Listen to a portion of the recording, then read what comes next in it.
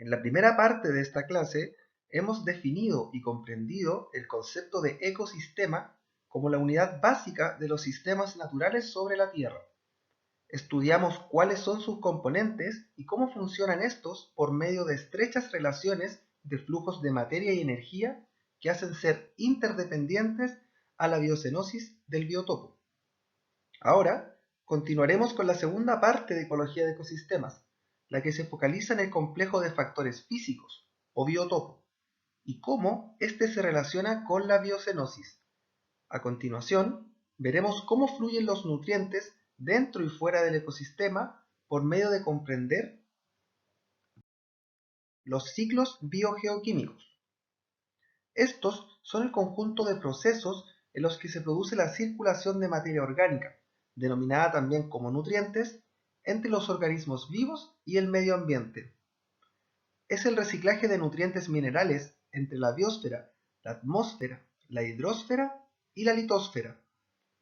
Carbono, nitrógeno, oxígeno, hidrógeno, fósforo, calcio, azufre, silicio, hierro son los principales compuestos que utilizan los seres vivos para el desarrollo, mantención y reproducción de su organismo.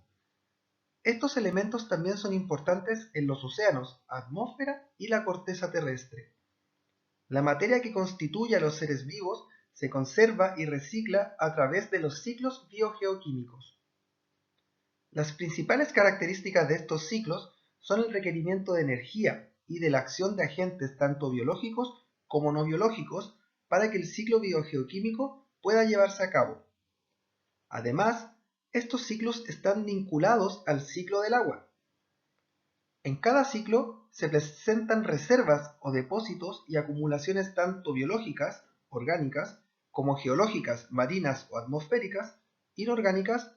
Estos espacios donde los elementos o nutrientes se encuentran presentes se denominan reservorios. Entre los distintos reservorios se forman flujos dinámicos de los nutrientes. Los elementos cambian su composición química, a excepción del agua, ya sea por reacciones químicas espontáneas o procesos biológicos, encontrándose en fase sólida, líquida o gaseosa. La importancia de los ciclos biogeoquímicos radica en que la materia circula por los ecosistemas, desde el ambiente a los seres vivos y de vuelta al ambiente. Los organismos vivos captan elementos químicos de forma selectiva, según sus necesidades fisiológicas. La captación de estos elementos conlleva transformaciones químicas dirigidas por los organismos vivos. Los flujos de cada elemento entre reservorios proceden cíclicamente por reacciones químicas y bioquímicas espontáneas, así como por la intervención geológica y biológica. Estas conversiones forman parte de los ciclos biogeoquímicos. De esta forma, mantienen dinámica la composición de la materia viva y los otros componentes de la biosfera. Esto es, cuando los organismos mueren, sus componentes son renovados por procesos químicos y geológicos para poder ser usados por otros organismos vivos. Finalmente, existen dos tipos principales de ciclos biogeoquímicos: gaseosos, donde el principal reservorio es la atmósfera, y sedimentarios, con reservorios como el suelo, rocas y minerales. Antes de estudiar cada uno de estos ciclos, debemos recordar el ciclo del agua, dado que todos los ciclos biogeoquímicos están vinculados de alguna manera a este. También conocido como ciclo hidrológico, es el proceso permanente de transformación y circulación del agua en la naturaleza a través de la atmósfera, litosfera e hidrosfera, siendo esta última la capa de la Tierra donde se almacena y mueve el agua. Durante este proceso, el agua pasa por diferentes estados físicos: sólido, líquido y gaseoso, y por diferentes procesos o fases: evaporación, condensación, precipitación, infiltración y transpiración. Los reservorios en los que se encuentra distribuida son ríos, lagos, mares, océanos, glaciares y acuíferos subterráneos. Evaporación. El calor irradiado por el sol calienta el agua de los ríos, lagos, mares y océanos, produciéndose el fenómeno de evaporación. En este momento se produce la transformación del agua en estado líquido a estado gaseoso. desplazándose de la superficie de la Tierra a la atmósfera. Condensación. Al enfriar el vapor de agua en la atmósfera, forma pequeñas gotas que se agrupan, originando las nubes y neblinas. Este proceso de transformación del agua del estado gaseoso a líquido se conoce como condensación. Precipitación. Cuando hay mucha agua condensada en la atmósfera, inicia el proceso de precipitación, que es la caída del agua en forma de lluvia, nieve o granizo, dependiendo de la temperatura ambiental. La nieve y el granizo es el agua de la atmósfera convertida a su estado sólido. Infiltración. Cuando la precipitación llega a la superficie de la Tierra, parte de esta agua se filtra a través del suelo y alimenta los depósitos subterráneos de agua por infiltración. Y finalmente, transpiración. Las plantas absorben el agua, ya sea de los depósitos acuíferos o de la precipitación, y luego de usarla, la liberan nuevamente a la atmósfera por medio del proceso de transpiración. El agua también se puede evaporar y percolar por el suelo para abastecer a los ríos, que desembocan en mares y océanos, reiniciando todo el proceso del ciclo del agua. Continuaremos ahora estudiando el primer tipo de ciclos biogeoquímicos, los ciclos gaseosos, aquellos en que su principal reservorio es la atmósfera. Para esto, debemos primero recordar cómo es la composición de la atmósfera. Aproximadamente un 78,1% de esta es gas nitrógeno y un 20,9% es oxígeno. El resto lo componen los denominados gases trazas, que son aquellos presentes en una baja cantidad, menos del 1% por volumen de atmósfera. Dentro de estos, el más abundante es el gas noble argón, con un porcentaje de 0,934%. Luego tenemos al dióxido de carbono, con 0,033%, y al neón, con 0,00182%.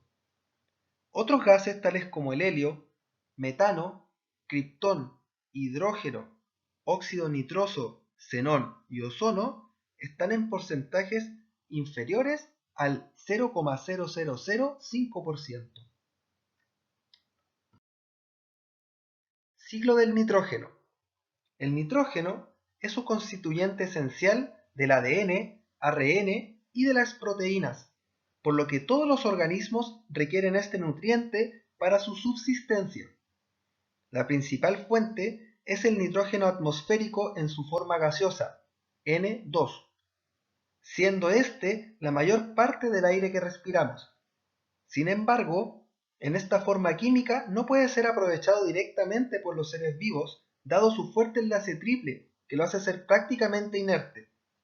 Así, para poder aprovecharlo, el gas debe primero ser convertido a una forma química disponible, como es el amonio, NH4 positivo, el nitrato, NO3 negativo, o el nitrógeno orgánico como la urea. Esta naturaleza inerte del nitrógeno significa que el nitrógeno biológico disponible es escaso en los ecosistemas naturales, limitando el crecimiento de plantas y la acumulación de biomasa. El nitrógeno es un elemento muy versátil que existe tanto en forma inorgánica como orgánica. El movimiento de las diferentes formas de nitrógeno entre la atmósfera, la biosfera y la geósfera están descritos en el ciclo del nitrógeno, siendo uno de los ciclos biogeoquímicos más importantes. Este se compone de 4 procesos principales: fijación, amonificación, nitrificación y denitrificación. Los microorganismos, particularmente las bacterias, juegan un rol importante en las principales transformaciones del nitrógeno, viéndose afectada la velocidad de estos procesos por factores ambientales como la temperatura, pH y la humedad, entre otros. A continuación, estudiaremos cada uno de estos 4 procesos de los que se compone este ciclo. Fijación del nitrógeno. Es un proceso en el cual el nitrógeno atmosférico es convertido en amonio, siendo esta la única manera en la que los organismos pueden obtener nitrógeno directamente de la atmósfera. El proceso se lleva a cabo mediante bacterias fijadoras de nitrógeno, como las del género Rhizobium, que son capaces de captar el nitrógeno atmosférico y fijarlo a través de procesos metabólicos, interactuando simbióticamente con raíces de leguminosas, como las arvejas. En esta interacción, las bacterias habitan los nódulos de las raíces de las legumbres, recibiendo carbohidratos y un ambiente favorable desde su planta anfitriona. También existen bacterias fijadoras de nitrógeno libre, sin límites, que no requieren de una planta anfitriona. Este proceso se denomina fijación biológica del nitrógeno y ocurre en un 90% en los ecosistemas, mediante un alto gasto energético metabólico por parte de las bacterias fijadoras. El otro 10% de la fijación de nitrógeno en los ecosistemas es la fijación química, que involucra eventos de alta energía natural, tales como los relámpagos, incendios forestales y flujos de lava. Estos causan la fijación de pequeñas pero significativas cantidades de nitrógeno por medio del rompimiento energético del enlace triple de la molécula, dejando disponible átomos individuales de nitrógeno para su transformación química. Amonificación. Una vez que se produce el amonio mediante el nitrógeno fijado por la bacteria, este es incorporado rápidamente en las proteínas y otros compuestos de nitrógeno orgánico, ya sea por la planta anfitriona, por la misma bacteria o por otros organismos del suelo.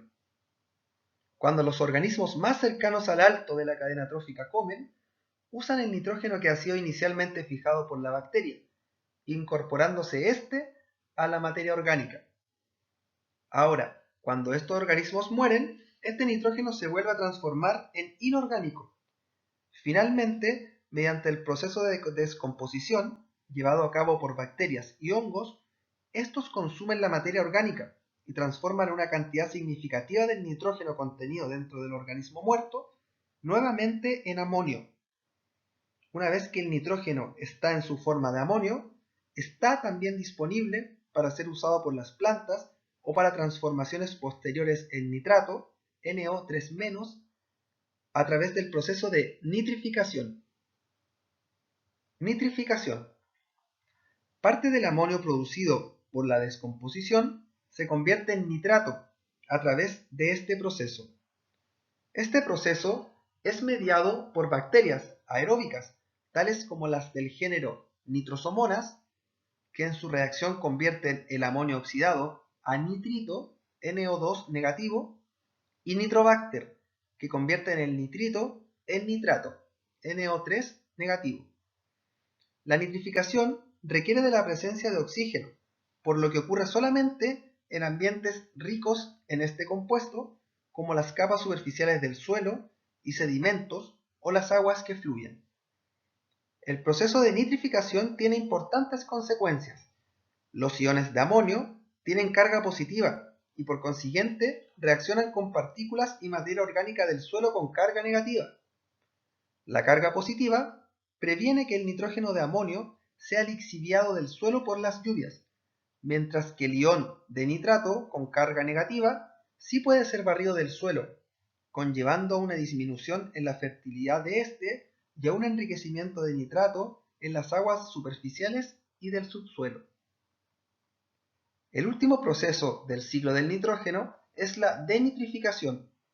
A través de este, las formas oxidadas del nitrógeno, como el nitrato y el nitrito, se convierten en dinitrógeno, N2, y, en menor medida, en gas óxido nitroso, N2O.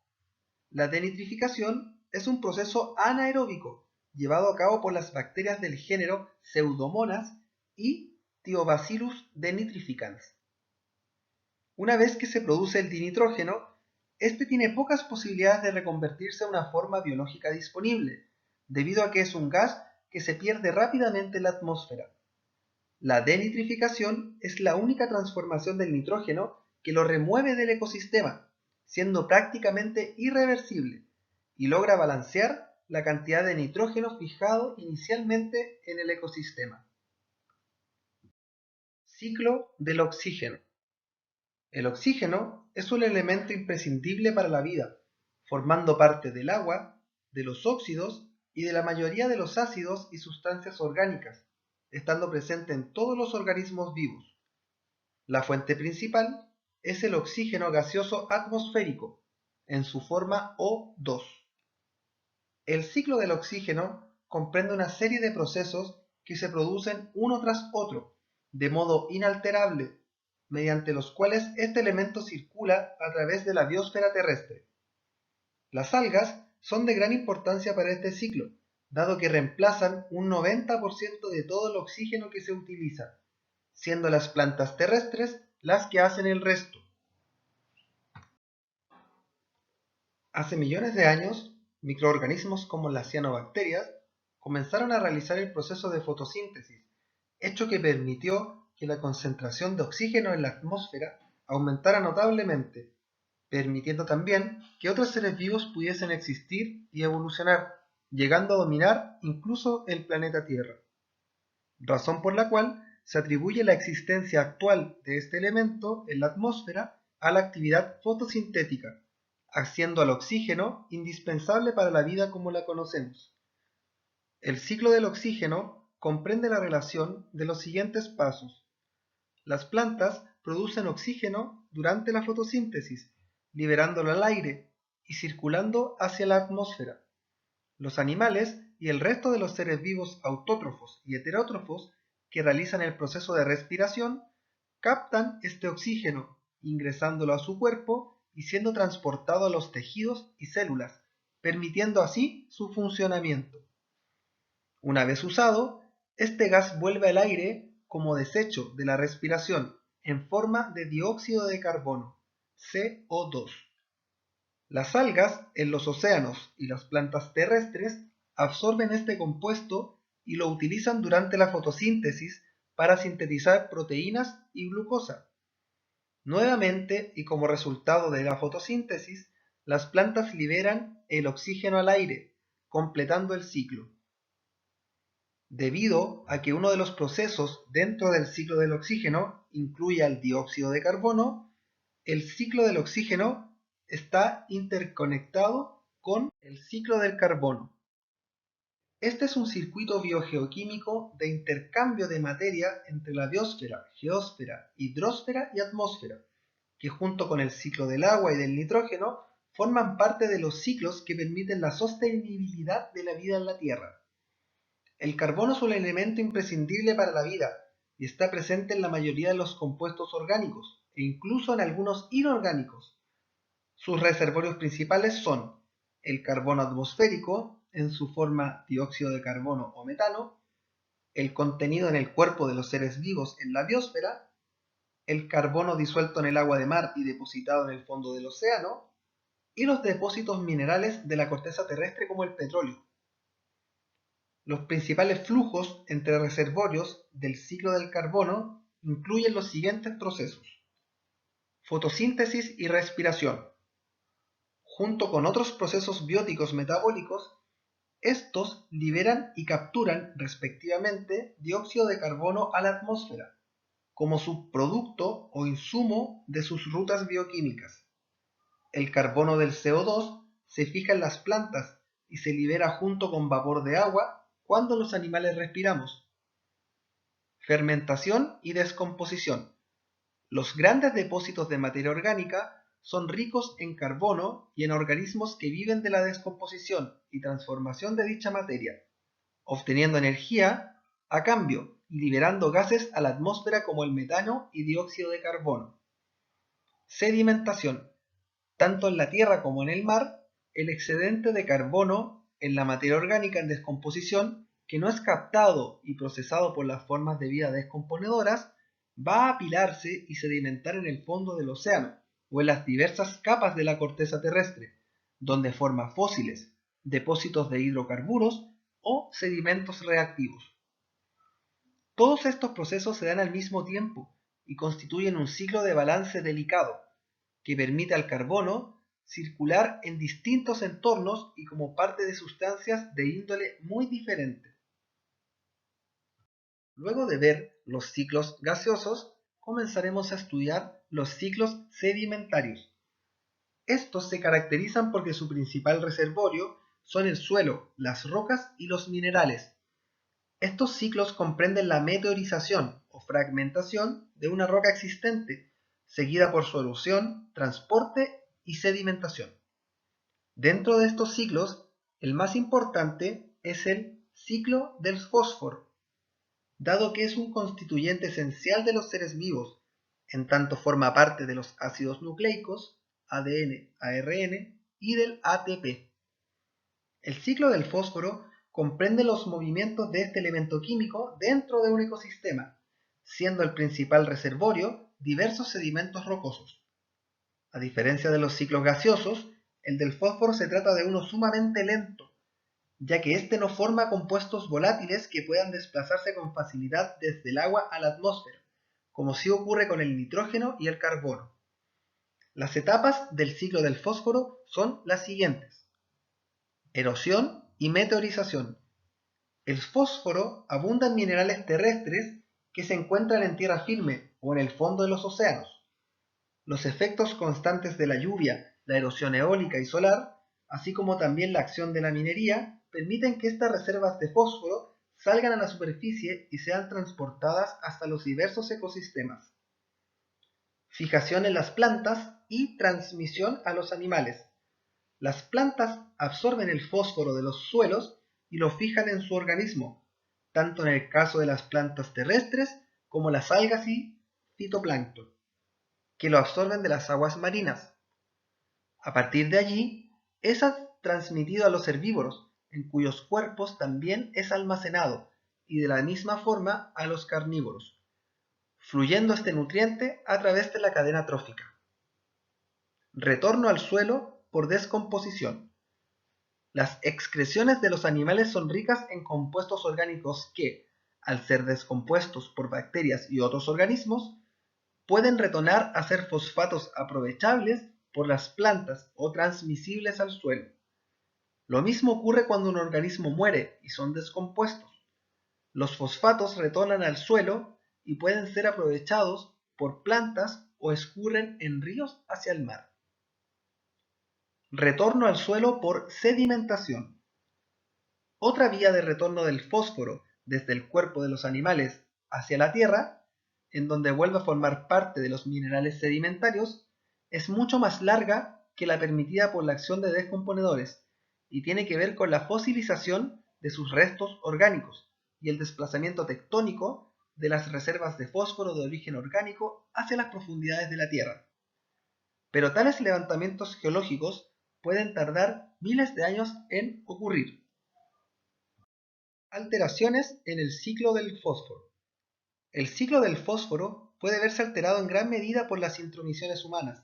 Por un lado, la liberación del fósforo por la acción minera puede aumentar la presencia de este material en la superficie terrestre, dado que su extracción por vías naturales erosivas habría tomado unos miles de años.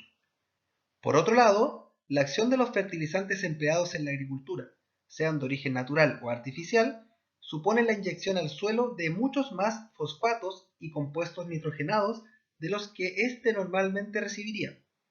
Semejante exceso es lavado por las aguas de lluvia o de riego, escurriéndose hacia los depósitos de agua como lagos, ríos o el mar. Por el aumento de fosfatos y compuestos nitrogenados, que son elementos o nutrientes limitantes, aumentan también las algas y microorganismos que lo aprovechan, un proceso llamado eutrofización. Así se desbalancea la dinámica trófica y a menudo las algas compiten entre ellas hasta morir masivamente en la orilla. Al descomponerse, generan contaminación y además aumentan las cantidades de fósforo circulante en el agua marina. Como podemos observar en esta figura, en el paso 1 del recuadro de eutrofización, las condiciones normales de un sistema acuático, como podría ser un lago, suponen una entrada relativamente constante de nutrientes, fósforo y nitrógeno, desde sus afluentes. Además, las variaciones diarias y estacionales de las condiciones ambientales son estables y similares entre un año y otro. Esto se conoce como un sistema oligotrófico. Oligo significa pocos y trófico nutrientes.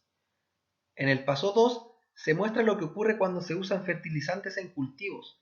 Compuestos nitrogenados y fosfatos son arrastrados por la lluvia desde el suelo hacia los afluentes del lago, lo que supone un exceso en la entrada de nutrientes a este, con la subsecuente explosión en el crecimiento de algas.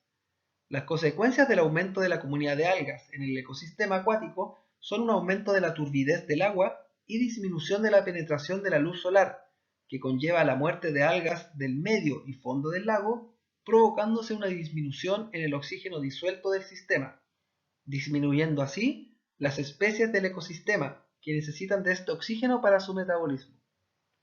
Finalmente, en el paso 3 se muestra un sistema eutrófico. Eu significa bien. En este proceso se produce la muerte de los organismos que requieren oxígeno disuelto en el agua para su metabolismo, como las bacterias aerobias, peces, macroinvertebrados, etc. Además, se produce la descomposición de la materia orgánica muerta por organismos anaeróbicos, resultando finalmente un sistema con condiciones sépticas y producción de gases tóxicos no viable para la vida.